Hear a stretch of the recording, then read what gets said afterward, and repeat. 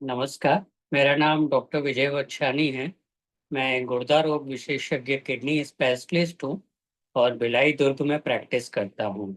आज हम एक कॉमन टॉपिक के बारे में बात करने वाले हैं, जिसमें पैरों में सूजन आना, जिसको कि मेडिकल टर्म्स में इडिमा कहा जाता है।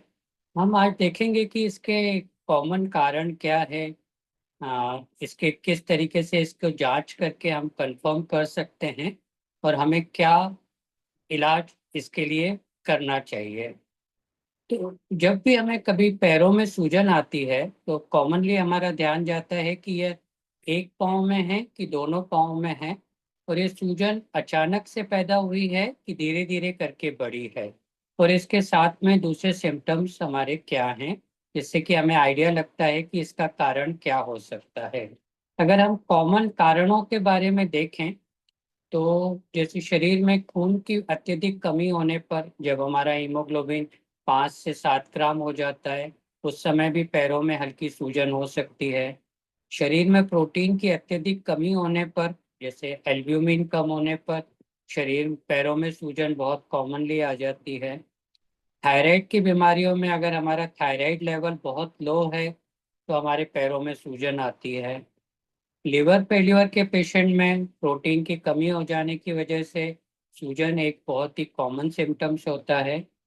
इसी तरह हार्ट के पेशेंटों में जब हार्ट की पंपिंग प्रॉपर नहीं होती है, जिसको हम हार्ट फेल्यूर बोलते हैं, तो ऐसे मरीजों में पैरों में सूजन आ जाती है। और इसके अलावा किडनी फेल्यूर होना एक कॉमन सिम्टम्स है। किडनी फेल्यूर में सूजन आना एक बहुत ही कॉमन लक्षण होता है। इस सूजन आने का मतलब होता है कि हमारे पैरों में या शरीर में एक्सेस पानी जमा हो रहा है, और वो इसलिए जमा हो रहा है कि हम जितना पानी पी रहे हैं उतना पानी हमारे पेशाब के द्वारा या दूसरे तरीकों से शरीर में निकल नहीं पा रहा है। तो यह एक्स्ट्रा पानी हमारे शरीर में जमा होने लगता है। ये शरीर के किसी भी भाग में जमा हो सकता है, जैसे कि पैरों में, कई बार फेफड़ों में पानी जमा हो जाता है जिसको पल्मोनरी एडिमा बोलते हैं, जो कि हार्ट फेल्यूर के पेशेंटों में कॉमन होता है। कई बार पेट में जमा हो जाता है जो कि लिवर फेल्यूर के पेशेंटों में कॉमन होता है, जिसको एसाइटिस कहते हैं। चेहरे पर सूजन आना कॉमन होता है, यह भी थायराइड का और किडनी बीमारी का लक्षण होता है। इसके अलावा बहुत सारी दवाइयाँ भी हैं जो उसकी वजह से हमें सूजन आ सकती है। जैसे कि हाइपरटेंशन में एक दवाई कॉमनली यूज होती है जिसे एम्लोडिपिन कहते हैं। इसका कॉमन साइड इफेक्ट होता है कि पैरों में सूजन आना। अगर हम डायबिटीज में देखें तो डायबिटीज में इंसुलिन की अत्यधिक मात्रा होने पर या एक दवाई इस्तेमाल होती है पायोग्लूटेजॉन, इसकी वजह से पैरों में सूजन आना एक कॉमन लक्षण होता है। इसी तरीके से अगर हम पेन किलर्स का ज़्यादा इस्तेमाल करते हैं, जैसे निम्योसिलाइड, इबुप्रोफेन, तो यह भी हमारे पैरों में सूजन का कारण हो सकता है। फीमेल्स में कई बार स्टेरॉइड्स का यूज़ किया जाता है, ईस्ट्रोजन का, या मेल्स में टेस्टोस्टेरॉन का।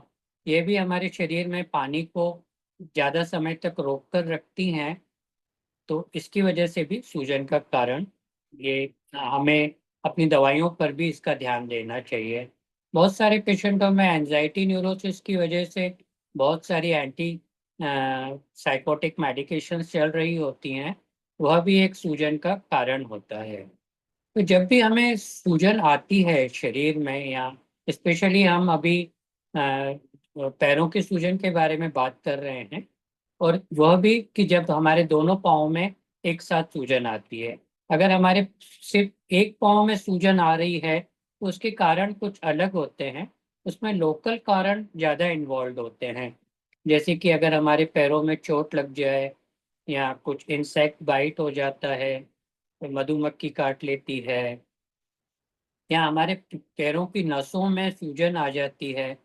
सामान्यतः क्या होता है कि हमारे पैरों में खून का बहाव हार्ट से, पैरों में खून का बहाव आर्टरीज के द्वारा होता है, और यही खून वापस हार्ट की तरफ वेन्स और लिम्फेटिक्स के द्वारा जाता है।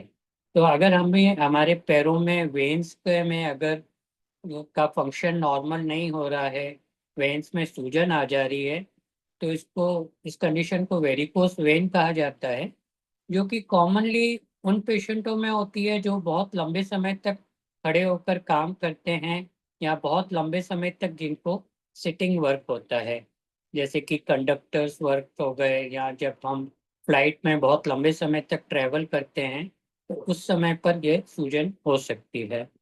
इसी तरह लिम्फेटिक्स में परेशानी की वजह से भी एक या दो पाँव में सूजन आ सकती है, जिसको कि आपने हाथी पांव के नाम से जानते हैं, जिसको मेडिकली फाइलेरियासिस कहा जाता है। अभी हम देखते हैं कि, तो हमने अभी ये समझा कि शरीर में जो सूजन आ रहा है, सूजन का मतलब है कि हमारे बॉडी में एक्स्ट्रा पानी जमा हो रहा है, और इसके कारण हमारे थायराइड की बीमारी, किडनी की बीमारी, हार्ट की बीमारी और लिवर की बीमारी हो सकती है। तो हमें कैसे पता चलेगा कि हम किस कौन से हमारे सिस्टम में प्रॉब्लम है जिसकी वजह से ये सूजन आ रहा है? तो ये हमें पता चलता है हमारी हिस्ट्री, क्लिनिकल एग्जामिनेशन से, जो हम पेशेंटों से पूछताछ करते हैं, और हमारी जो पुरानी बीमारियां हैं और जो हमारी दवाई चल रही है। जैसे अगर आपको डायबिटीज और ब्लड प्रेशर की बीमारी है और वो लंबे समय से है और अनकंट्रोल्ड है, तो आपको आइदर हार्ट की या किडनी का बीमारी हो सकती है। अगर आपको पहले कभी जॉइंटिस हुआ है, या आप बहुत ज़्यादा ड्रिंक करते हैं, तो सूजन का कारण लिवर की भी परेशानी हो सकती है। इसी तरीके से सिम्टम्स के एसोसिएटेड दूसरे सिम्टम्स क्या हैं, उससे हमें एक आइडिया लग सकता है इसका। अब ये बात आती है कि हम इसमें लिए कॉमन जांचें क्या करना चाहिए जिससे कि हमें इसका पता चल सके। तो जो कॉमन टेस्ट एडवाइस किए जाते हैं, इसमें सीबीसी होता है, जिससे हमें ये पता चलता है कि हमारे शरीर में खून की मात्रा कितनी है। हम शुगर टेस्ट करते हैं अपना डायबिटीज को डायग्नोस करने के लिए, या डायबिटीज का लेवल चेक करने के लिए। लिवर फंक्शन टेस्ट एडवाइस किया जाता है लिवर की बीमारी देखने के लिए, और साथ में ये देखने के लिए कि हमारे शरीर में प्रोटीन की मात्रा कितनी है।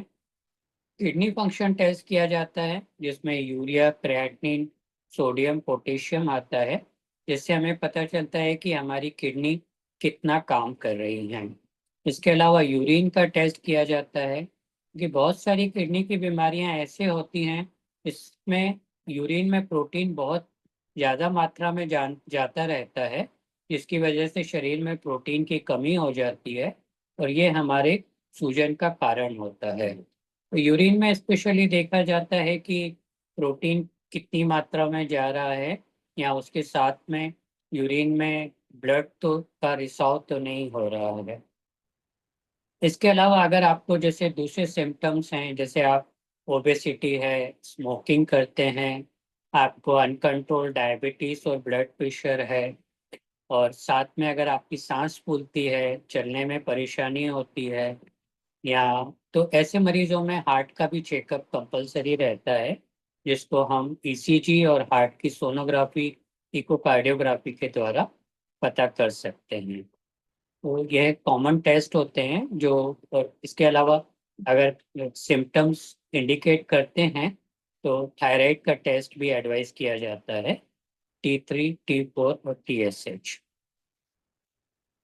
अब अगर हम इसके कारणों इलाज के बारे में बात करें, तो जैसे हमने देखा कि जो स्वेलिंग है या जो एडिमा है, यह एक सिम्टम है, और हमें मेडिकल जांचों के द्वारा, मेडिकल एग्जामिनेशन के द्वारा इसके कारण को पता करना पड़ता है।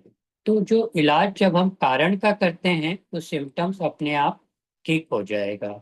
बट सामान्यतः जो सलाह दी जाती है कि स्वेलिंग या के पेशेंटों में, तो यह रहता है कि हमें नमक कम लेना चाहिए, पानी का सेवन कम करना चाहिए, डेली हमें अपना वेट मेजरमेंट रखना चाहिए, और इसके अलावा कुछ मेडिसिन्स होती हैं जो कि हमारी यूरिन की मात्रा को बढ़ाकर हमारे शरीर में सूजन को कम करती हैं, जिसको कि हम कॉमनली, दो दवाइयाँ बहुत कॉमनली प्रिस्क्राइब की जाती है, एक होता है लेसिक्स जिसमें फ्यूरोसेमाइड होता है, और एक होता है डाइटॉक जिसमें टोरेसामाइड होता है।